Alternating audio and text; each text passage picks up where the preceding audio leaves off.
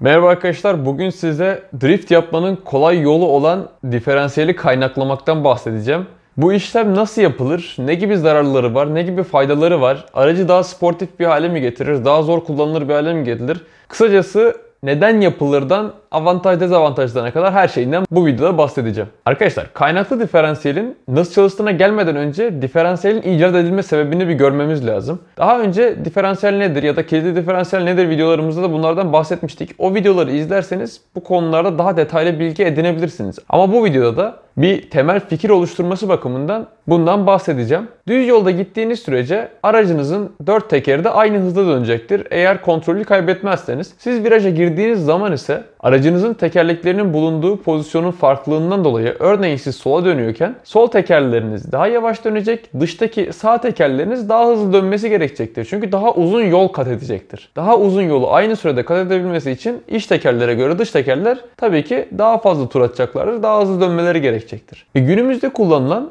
diferansiyelin de aslında icat edilme sebebi budur. Siz viraj alırken aracınızın tekerlerinin farklı hızla dönmek istemesini karşılayacak bir mekanizma olarak bulunmuştur. Ve günümüzde açık diferansiyel olarak geçen diferansiyeller bu işe yarar. Sayısal konuşmamız gerekirse, örneğin geniş bir viraj alıyorsunuz, hızlı gidiyorsunuz, çevre yolundasınız ve yol hafif sola doğru kıvrılıyor.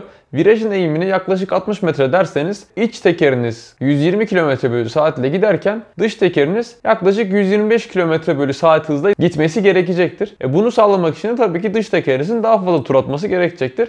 İki teker birbirine direkt bir boruyla bağlı olsaydı ikisinin farklı hızla dönmesi tabii ki mümkün olmayacaktı. Daha kritik bir duruma baktığımızda, örneğin bir otoparktasınız, manevrayla dışarı çıkmaya çalışıyorsunuz. Dönme yarıçapınız çok daha az olduğu için iki teker arasındaki hız farkı %100'e kadar çıkabilir. Örneğin iç tekeriniz 5 km/saat ile giderken dış tekeriniz 10 km/saat ile gidip bu farkın çok daha öne çıktığı bir ortam yaratabilir. Diferansiyelin icadıyla beraber bu iki tekerin birbirinden farklı ve bağımsız dönebilmesi bu şekilde mümkün oldu. Hem iki teker birbirinden farklı hızla dönebilirken hem de motor gücü iki tekere birden aktarılıyordu. Tek tekere tabii ki motor gücü verilmiyordu. Ama tek teker kontrolü kaybettiğinde, yani kaymaya başladığında işin rengi açık diferansiyellerde değişiyor. Açık diferansiyelin şöyle bir dezavantajı var. Güç gidebileceği en kolay yöne gitmeye çalışıyor. Örneğin sol tekeriniz bir buz parçasının üzerine geldi ve boşa dönmeye başladı. Sağ tekeriniz yolu tutan teker olacak. Ama sağ tekerinizin üzerinde yük olduğu için açık diferansiyelde bütün güç kolay dönen tekere aktarılacak. Sadece dönen tekeriniz daha hızlı dönecektir. Yere tutan tekeriniz hiç dönmeyecek hale gelecektir ve böylece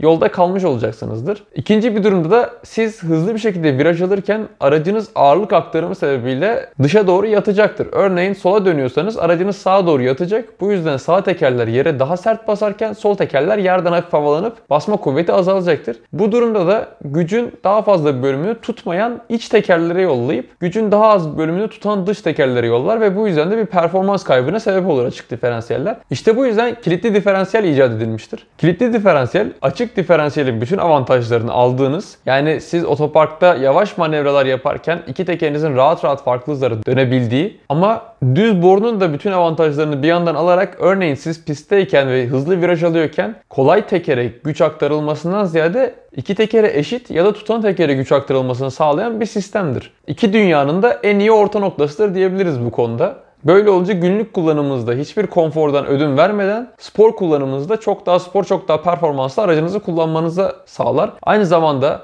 off-road ya da karlı buzlu havalarda da avantaj sağlar, çünkü tutan tekere güç aktarımını sağlar. Dediğim gibi bunun çok detaylı bir videosunu Tuğberk çekmişti. O videoyu sağ üst köşeden tıklayarak izleyebilirsiniz. Ama kilitli diferansiyel fiyatlarına baktığınız zaman aracınızda her zaman bir kilitli diferansiyel alıp taktırmak bütçenize uygun olmayabilir. İşte bu durumda insanların aklına diferansiyeli kaynaklamak geliyor. Çünkü siz diferansiyeli kaynaklarsanız aslında yaptığınız şey arkası adeta bir düz boruymuş gibi hayal edeceksiniz ve motorun bütün gücü ikiye bölünüp iki tekere eşit bir şekilde gidecek. Ama aynı şekilde iki teker birbirinden farklı hızlara dönemeyecektir. Bu diferansiyeli kaynaklamanın belli yöntemleri vardır. Dişlileri belli bir şekilde kaynaklarsınız, artık birbirinden bağımsız dönemez olurlar. Ve bu sayede dediğim gibi artık arka iki tekeriniz adeta tek bir parça olarak hareket eder. Kilitli diferansiyeli birçoğunuz bu drift araçlarından biliyorsunuzdur. Peki kilitli diferansiyel neden kolay drift yapılmasını sağlar, drifti kolaylaştırır? Buna baktığımız zaman da demin bahsettiğim gibi açık diferansiyelde siz viraj alırken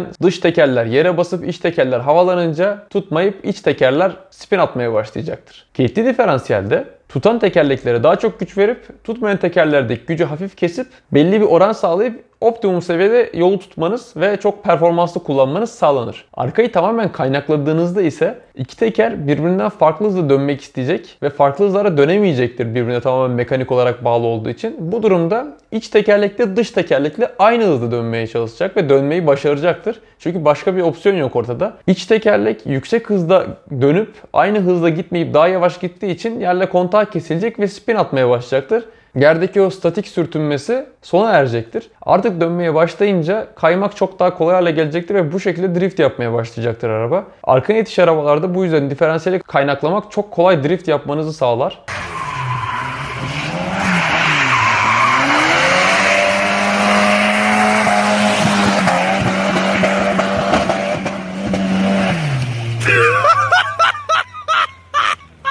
Ve drift arabalarında da kilitli diferansiyelden de daha fazla tercih edilen bir yöntemdir diferansiyel kaynaklamak aslında. Ama şimdi belki de en önemli noktaya geldik. Dezavantajları. Günlük bir arabaya diferansiyel kaynaklamak mantıklı mı? Bana sorarsanız bence değil. Ama bu sizin kendiniz vermeniz gereken bir karar. Eğer kullandığınız araba her gün kullandığınız bir keyif arabası değilse, sadece hafta sonları sürdüğünüz ya da piste gittiğiniz, tek amacı drift yapmak olan bir arabaysa sizin için çok mantıklı bir durum olabilir. Ama İlk olarak dikkat edilmesi gereken şey bu kaynağın gerçekten iyi biri tarafından yapılması, doğru bir şekilde yapılması ve kullanılan malzemelere, parçalara dikkat edilmesi kaynak sırasında da. Çünkü eğer doğru yapılmazsa yapılan kaynaklı diferansiyel bir parçacık tesirli bomba haline dönüşebilir. İyi yapılmayan kaynakta siz aracınızı zorladığınızda bu kaynak kırılırsa ya da diferansiyelinizin bazı parçaları kırılırsa o dönme hızıyla sağa sola kırılan bütün parçaları, o sivri metalleri saçacaktır. Bu konuda dikkatli olmak lazım. İyi bir yere yaptırmak lazım. Güvendiğimiz bu ustada yapılmasına fayda var.